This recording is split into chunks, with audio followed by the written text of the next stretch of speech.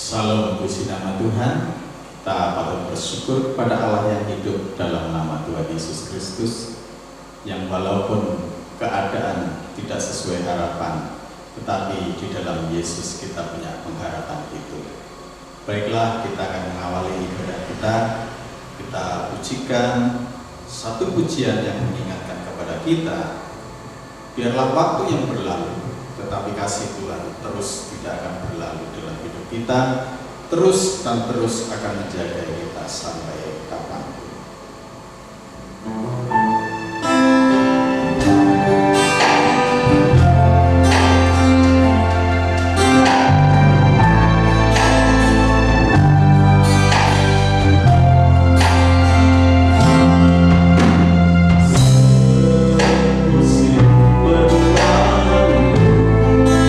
Namun kau selalu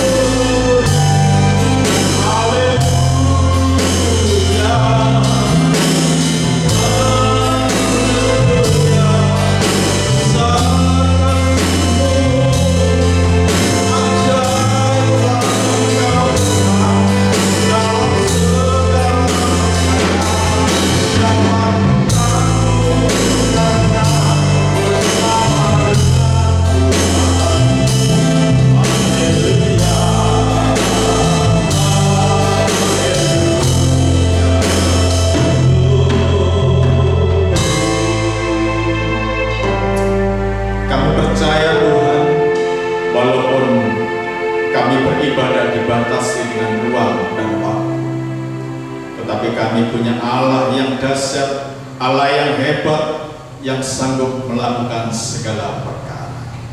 Terima kasih Bapa. Kami akan melanjutkan pujian ini demi kemuliaan nama Yesus Kristus, Tuhan yang hidup. Haleluya. Amin.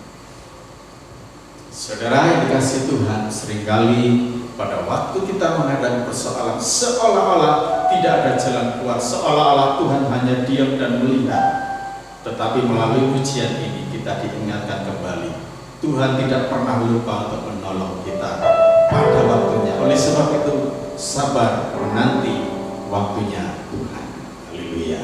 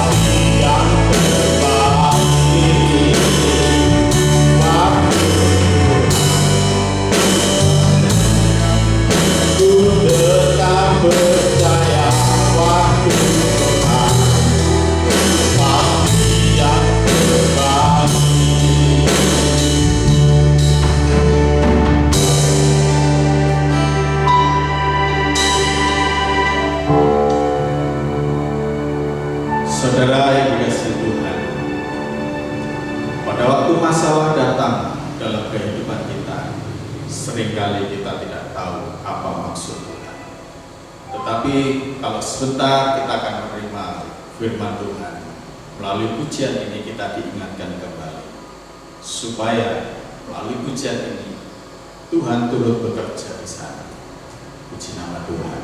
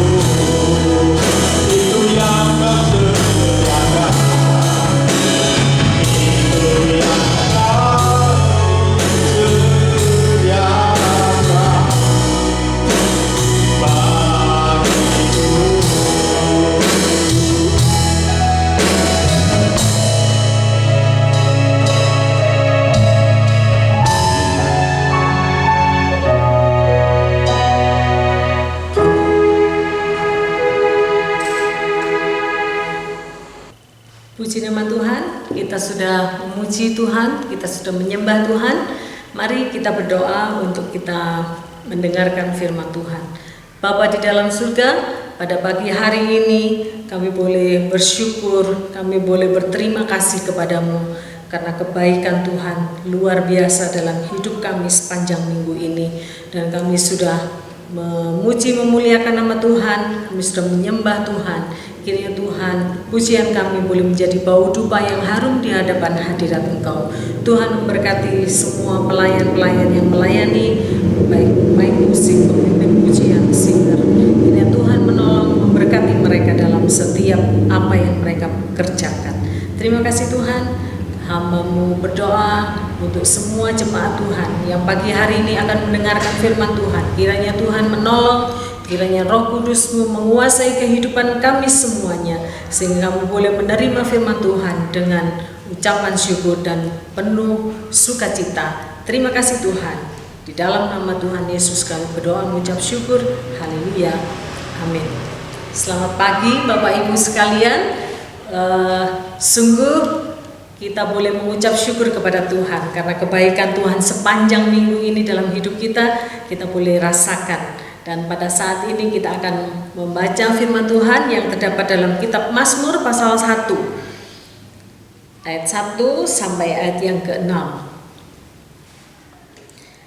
Jalan orang benar dan jalan orang fasik. Berbahagialah orang yang tidak berjalan menurut nasihat orang fasik, yang tidak berdiri di jalan orang berdosa, dan yang tidak duduk dalam kumpulan pencemooh, tetapi yang kesukaannya ialah Taurat Tuhan, dan yang merenungkan Taurat itu siang dan malam.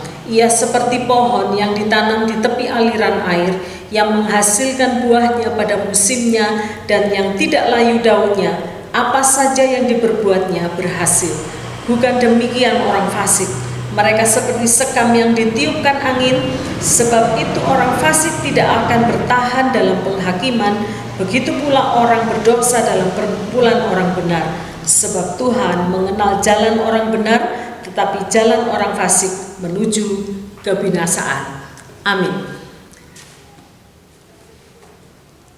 Dalam kehidupan kita sehari-hari, kita pasti pernah melihat pohon bambu.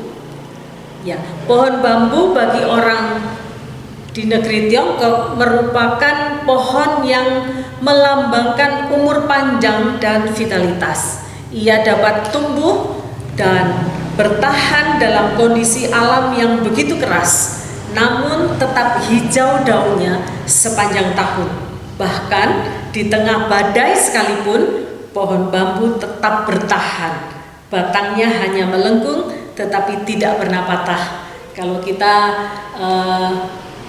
melihat pada musim angin, kita bisa melihat pohon bambu itu hanya dia melambai-lambaikan daunnya, melambai-lambaikan batangnya begini, dan dia pohon bambu itu tidak akan pernah tercabut dari akarnya ketika angin besar menimpa mereka. Nah, kehidupan orang percaya sebenarnya tidak jauh gambaran seperti pohon bambu. Meski harus mengalami berbagai macam masalah sepanjang hidupnya, ia tumbuh seperti pohon yang ditanam di tepi aliran air, berbuah pada musimnya, dan daunnya tetap hijau. Kenapa? Karena dia tumbuh di tepi sungai, di tepi aliran air. Dan pohon yang tumbuh di tepi aliran air itu tidak akan pernah mati. Kenapa? Karena ada air yang memberi makan akar dari pohon itu. Nah, pada ayat 3 kita bisa melihat, ia seperti pohon yang ditanam di tepi aliran air, yang menghasilkan buahnya pada musimnya, dan yang tidak layu daunnya. Apa saja yang diperbuatnya berhasil. Nah, demikianlah kehidupan orang-orang yang percaya kepada Tuhan, orang yang dekat dengan Tuhan. Maka hidupnya itu akan tertata dengan baik. Orang yang benar-benar dekat dengan Tuhan, orang yang membangun hubungan erat dengan Tuhan, maka kehidupannya kita bisa melihat bahwa Tuhan memberkati mereka. Satu contoh, kemarin pada saat saya mengajar, murid saya itu mengatakan begini, Bu Susan, ternyata ketika saya melayani Tuhan dengan baik, saya itu sudah tidak pernah lagi malas untuk belajar. Saya tidak pernah lagi malas untuk berdoa. Saya katakan begini, memang kalau orang dekat dengan Tuhan, maka Tuhan akan selalu mengatur kehidupannya dengan begitu baik. Jadi jangan pernah tinggalkan Tuhan, jangan pernah jauh dari Tuhan. Dan dia mengatakan, murid saya mengatakan bahwa benar, saya mulai waktu kelas 1, waktu saya kelas 10, saya hidupnya tidak karu-karuan, karena mulai dari SMP kelas 9 sampai saya kelas 10, pertengahan kelas 10, saya tidak pernah datang beribadah. Saya tidak pernah mau kalau orang tua saya mengajak, ayo Abed kamu belajar, ayo kita beribadah. Saya tidak pernah mau. Tapi ketika saya mulai diajak oleh teman saya datang di persekutuan pemuda, saya merasakan bahwa iya ya, ternyata dekat dengan Tuhan itu luar biasa. Nah, sama seperti yang Alkitab katakan, ia seperti pohon yang ditanam di tepi aliran air, yang menghasilkan buahnya pada musimnya dan yang tidak layu daunnya, apa saja yang diperbuatnya berhasil. Puji Tuhan. Nah, kemudian ada kalanya orang yang dekat dengan Tuhan itu juga jatuh, namun tidak pernah sampai tergeletak. Seperti dalam Mazmur pasal 37 ayat 24. Mazmur 37 ayat yang ke-24. Ayat 23 dulu. Tuhan menetapkan langkah-langkah orang yang hidupnya berkenan kepadanya. Apabila ia jatuh, tidaklah sampai tergeletak, sebab Tuhan menopang tangannya. Jadi kita nggak perlu takut apapun yang terjadi dalam kehidupan kita. Tuhan itu menopang tangan kita. Tuhan itu menuntun langkah kita sehingga kita tidak sampai jatuh tergeletak. Tetapi Tuhan mengangkat kita, Tuhan menuntun kita. Karena iman mereka berakar kuat di dalam kebenaran firman Tuhan. Pada ayat yang kedua, Mazmur pasal 1 ayat yang kedua, tetapi yang kesukaannya ialah Taurat Tuhan, dan yang merenungkan Taurat itu siang dan malam. Nah, jadi ketika kita dekat dengan Tuhan, mau tidak mau, kita sadari atau tidak kita sadari, Tuhan itu menuntun langkah kita, menuntun kita untuk selalu merenungkan dan membaca firman Tuhan. Nah, sekarang bagaimana dengan kita? Apakah setiap hari kita baca firman Tuhan? Atau hanya 1 minggu sekali kita baca firman Tuhan ketika kita datang beribadah? Mari kita jadikan firman Tuhan itu sebagai pedoman kita setiap hari. Mungkin kalau kita tidak bisa pagi baca firman Tuhan, sore atau malam kita baca firman Tuhan. Saya teringat almarhum Bapak Kasmitin, atau yang biasa kita panggil Bakung, itu dulu zaman kita masih muda-muda, masih kecil, setiap malam itu di kursi tamu, di meja tamu, itu kita baca firman Tuhan setiap malam. Dan berurutan kita misalnya kita baca 2 fatsal, misalnya 2 fatsal itu ada berapa, ada 10 ayat gitu ya. Kan waktu itu kita berlima ditambah 1 lagi, kadang berlima, kadang berenam. Kalau Mas Yusuf tinggal tidur di Jalan Menari, kita berlima dengan Pak Mas Warno, kita baca bareng-bareng. Kalau 10 ayat kita bagi 2-2, kemudian Bapak menjelaskan. Nah itu sampai sekarang pun kadang masih teringat dalam kehidupan saya. Jadi kadang kita setiap malam itu kita baca firman Tuhan bareng. Kalau enggak ya kita baca sendiri-sendiri. Kalau enggak bisa malam ya pagi. Seperti itu. Mari kita membiasakan diri kita untuk membaca firman Tuhan. dalam kehidupan kita sehari-hari. Iman seperti inilah yang memampukan orang percaya dapat memahami kebenaran bahwa tantangan hidup yang harus mereka tanggung atau yang harus kita tanggung merupakan bagian dari proses pendewasaan kita sebagai pengikut Kristus. Kita baca dalam Roma pasal 5 ayat yang keempat. Roma pasal 5 ayat yang keempat. Dan ketekunan menimbulkan tahan uji, dan tahan uji menimbulkan pengharapan. Dan pengharapan tidak mengecewakan karena kasih Allah telah dicurahkan di dalam hati kita oleh Roh Kudus yang telah dikaruniakan kepada kita. Nah, ketekunan perlu dalam kehidupan kita, dalam kehidupan setiap orang percaya. Ketekunan itu sangat diperlukan. Kenapa? Karena kalau kita tekun, maka kita akan mendapatkan anugerah yang luar biasa daripada Tuhan. Tapi kalau kita nggak tekun, maka kehidupan kita akan porak-poranda, tidak karu-karuan. Ada satu kesaksian. Kemarin pada waktu saya mengantar suami saya untuk vaksin, ada seorang ibu yang duduk di tempat untuk menunggu itu. Kemudian saya tanya, ibu Kristen atau Muslim? Kemudian ibu itu berkata, saya Kristen. Kemudian ibu itu cerita bagaimana tentang pertolongan Tuhan dalam kehidupan keluarganya. Dan ibu ini memiliki 3 orang anak, yang 2 melayani, yang 1 tidak mau melayani.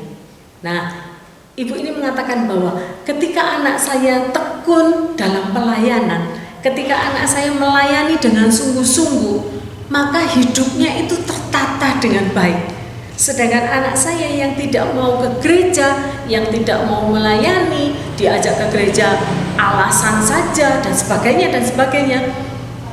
Anak saya itu yang nomor 3, itu hidupnya tidak seperti 2 kakaknya. Kemudian saya katakan ke ibu itu, memang Bu, ketika kita melayani dengan sungguh, kemudian ketika kita tekun dalam segala hal, maka Tuhan akan menata kehidupan kita dengan baik. Yakin dan percaya bahwa ketika kita dekat dengan Tuhan, ketika kita tekun berdoa, tekun membaca firman Tuhan, tekun melayani, apapun yang terjadi dalam kehidupan kita dan kita tetap tekun, maka Tuhan akan memberkati kita. Pemahaman tersebut akan menuntun mereka akan menuntun kita merasakan sukacita dan kesetiaan Allah ketika badai persoalan menimpa kehidupan kita. Apapun yang terjadi dalam kehidupan kita, entah itu masalah berat, masalah ringan, ketika kita menyerahkan semuanya kepada Tuhan, maka Tuhan akan menolong kita.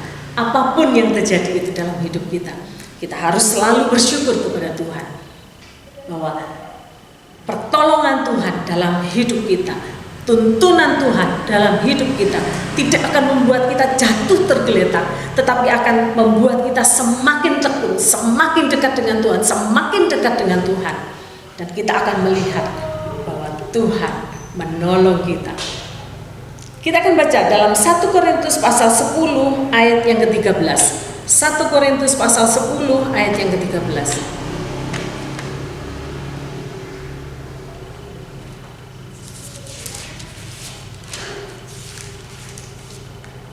1 Korintus 10 ayat yang ke-13, pencobaan-pencobaan yang kamu alami ialah pencobaan-pencobaan biasa yang tidak melebihi kekuatan manusia. Sebab Allah setia, dan karena itu Ia tidak akan membiarkan kamu dicobai melampaui kekuatanmu. Pada waktu kamu dicobai, Ia akan memberikan kepadamu jalan keluar sehingga kamu dapat menanggungnya. Jadi Tuhan itu tahu seberapa kuatnya kita, dan Tuhan tidak akan memberikan pencobaan kepada kita melebihi kekuatan kita, dan Tuhan akan selalu memberikan topangan tangannya, dan kita bisa melewati itu bersama dengan Tuhan.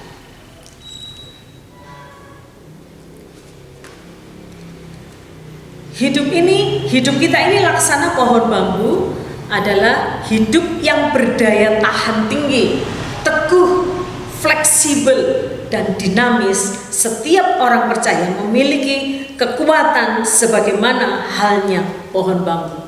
Kenapa? Karena Tuhan yang menjadi kekuatan kita, karena Tuhan yang menjadi penopang kita, karena Tuhan yang menuntun langkah kita. Jadi Bapak Ibu, dalam masa pandemi ini mungkin banyak Bapak Ibu yang mengalami goncangan ekonomi, goncangan dalam berbagai macam hal, yang mungkin ada yang sudah memiliki pekerjaan yang enak, kemudian masa pandemi ini pengurangan tenaga kerja, akhirnya di PHK, atau mungkin yang biasanya jualan karena masa pandemi sehingga banyak orang yang takut untuk beli jualan kita. Tetapi yang kita tahu bahwa pertolongan Tuhan sampai hari ini itu tidak pernah lepas. Pertolongan Tuhan sungguh luar biasa dalam hidup kita. Kalau yang pernah ada seorang yang bersaksi kepada saya, menceritakan kesaksian kepada saya, ngomong kayak gini, Mbak Susan, selama masa pandemi ini pertolongan Tuhan itu selalu tepat pada waktunya. Pada saat saya tidak memiliki uang, padahal saya butuh untuk membayar sesuatu, Tuhan tolong saya tepat pada waktunya. Nah, itulah pertolongan Tuhan dalam hidup kita yang tidak pernah terpikirkan oleh pikiran manusia, Tuhan buat untuk kita. Maka dari itu, jangan sampai kita meninggalkan Tuhan. Apapun yang terjadi dalam hidup kita, jangan sampai pernah kita meninggalkan Tuhan. Karena kalau kita meninggalkan Tuhan, habis. Tetapi kalau kita tetap dekat dengan Tuhan, kalau kita tetap mengandalkan Tuhan, maka Tuhan akan menolong kita tepat pada waktunya dan tidak pernah terpikirkan oleh pikiran kita. Jadi itulah makanya kenapa hidup kita sebagai orang Kristen ini sama seperti pohon bambu itu, yang dia diterpa oleh angin kuat, oleh angin keras, dia tetap melengkungkan batangnya, tetapi dia kembali lagi tegak. Dia melengkungkan batangnya, dia kembali lagi tegak. Kenapa? Karena akarnya kuat. Dan kalau kita dekat dengan Tuhan, maka akar kita itu dekat, kuat, sangat kuat. Dan ketika berbagai macam persoalan datang dalam hidup kita, kita tidak akan pernah meninggalkan Tuhan. Karena janji Tuhan bahwa Tuhan menopang tangan kita, Tuhan menopang kehidupan kita, dan Tuhan tidak pernah meninggalkan hidup kita. Hidup kita akan senantiasa dipenuhi dengan sukacita, sebab ia menjalani hidup yang tidak pernah meragukan campur tangan Tuhan di setiap musim kehidupan yang dilalui sepanjang hidup. Jadi sepanjang hidup kita, mulai dari kita lahir sampai kita mati, Tuhan tidak akan pernah meninggalkan kita. Maka apa? Maka kita harus selalu dipenuhi dengan sukacita daripada Tuhan. Hidup kita harus selalu dipenuhi damai sukacita daripada Tuhan. Maka dari itu, mari kita sebagai umat-umat Tuhan, firman Tuhan mengajarkan kepada kita untuk kita senantiasa merenungkan firman Tuhan itu setiap saat. Merenungkan firman Tuhan itu siang dan malam. Sehingga apa? Sehingga kita ini seperti pohon yang ditanam di tepi aliran air, yang menghasilkan buahnya pada musimnya dan tidak layu daunnya. Apa saja yang diperbuatnya berhasil. Kalau kita dekat dengan Tuhan, maka kita akan selalu diberkati oleh Tuhan. Walaupun mungkin berkat itu ada kadang berkat yang tidak mengenakkan, tetapi ada berkat juga yang mengenakkan. Kenapa? Supaya kita tetap berpegang teguh pada Tuhan. Karena kalau dengan kekuatan kita menghadapi hidup ini tidak akan bisa. Tetapi dengan kekuatan Roh Kudus, dengan kekuatan Allah, maka kita bisa menjalani hidup ini bersama dengan Tuhan. Tuhan Yesus memberkati. Mari kita berdoa. Bersyukur kepadamu Tuhan, kalau kami boleh memiliki Allah yang luar biasa. Kami boleh memiliki Allah yang menopang kehidupan kami. Biarlah Tuhan ajarkan kepada kami, untuk kami boleh senantiasa kami merenungkan firman Tuhan itu dalam hidup kami siang dan malam. Dan biarlah Tuhan, dengan kekuatan yang daripada Tuhan, kami boleh melakukan semua yang Tuhan mau dalam hidup ini. Kami boleh melayani Tuhan dengan segenap hati kami, dan kami boleh berserah penuh kepada Tuhan. Maka Tuhan akan menuntun langkah hidup kami, dan damai sejahtera Tuhan akan selalu ada dalam hidup kami. Terima kasih Tuhan, terima kasih. Dalam nama Tuhan Yesus kami berdoa mengucap syukur. Haleluya. Amin.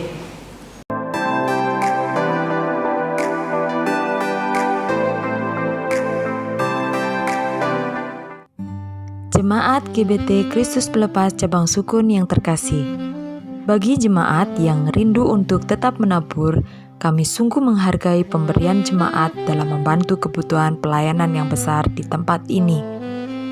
Untuk persembahan persepuluhan, kolekte 1, kolekte 2, dan renovasi atau jenis persembahan yang lain bisa dibawa ke gereja setiap hari dengan cara masing-masing persembahan dimasukkan dalam amplop dan masing-masing amplop ditulisi jenis persembahan seperti tersebut di atas. Lalu, masukkan ke kotak persembahan yang sudah disediakan di gereja.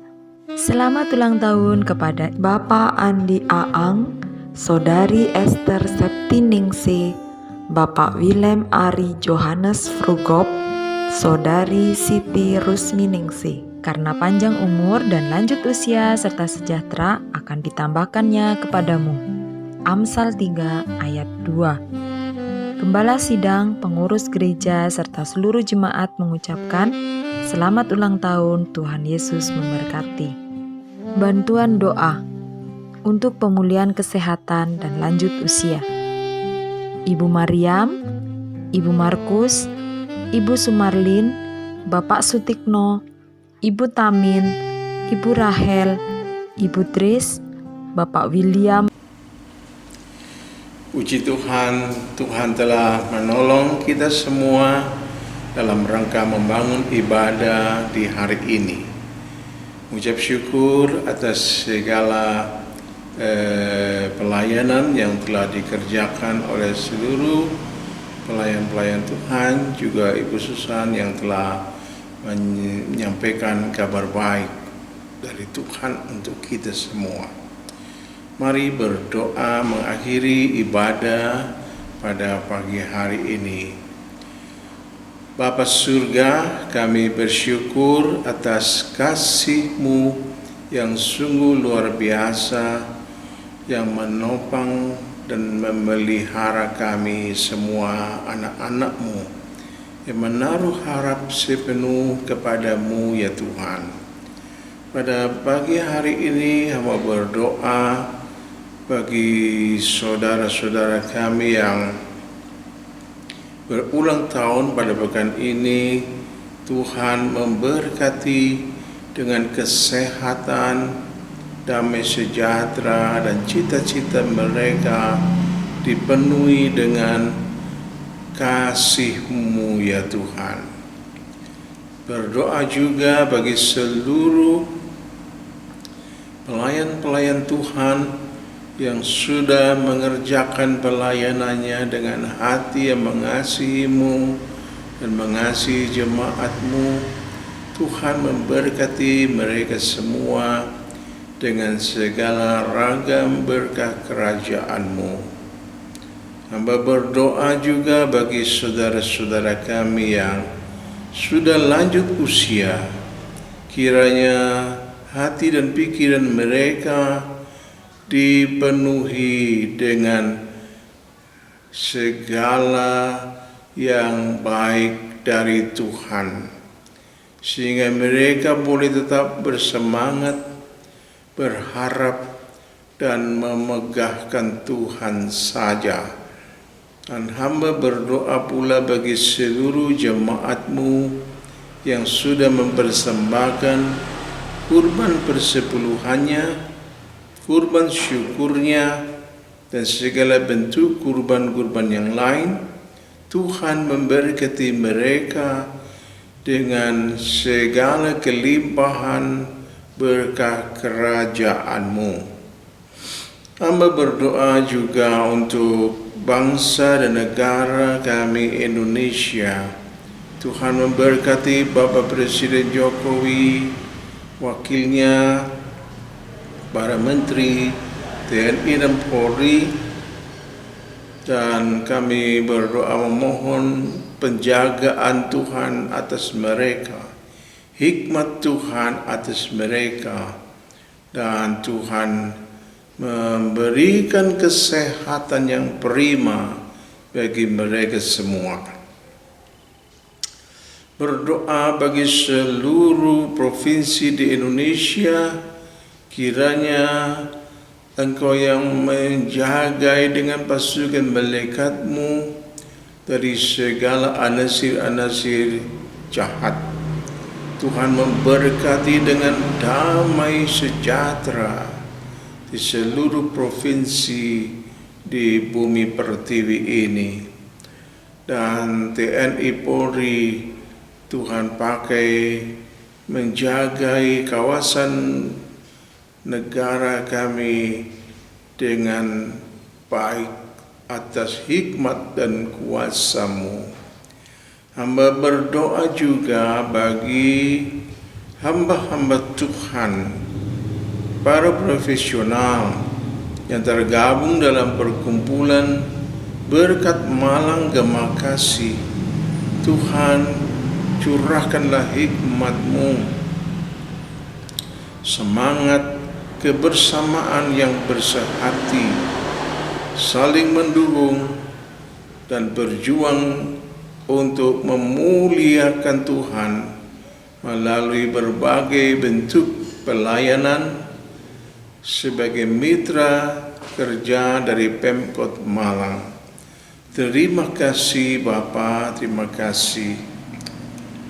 Kami memohon kiranya Tuhan memberkati bangsa Indonesia dengan keselamatan, kesehatan, kemakmuran, dan kesehatian untuk bergotong royong, berjuang bersama, meraih cita-cita kemerdekaan. Terima kasih Bapa. Akhirnya saudaraku yang dikasihi Tuhan, kiranya berkat yang berkelimpahan dari Bapa surga tercurah bagimu. Kasih karunia dari Sang Putra Yesus Kristus Tuhan, Engkau jemaat Tuhan diberi kemampuan untuk hidup taat kepada ajaran dan perintah-Nya. Persekutuan Roh Kudus dan penghiburan dari Roh Kudus senantiasa menyegarkan iman dan pengharapanmu. Sampai Maranatha, Tuhan Yesus datang kembali menjemput kita semua sebagai gereja Tuhan yang dimuliakannya kekal selamanya dalam kerajaan surga. Dalam nama Tuhan Yesus Kristus. Haleluya. Amin. Shalom. Selamat hari Minggu. Tuhan memberkati.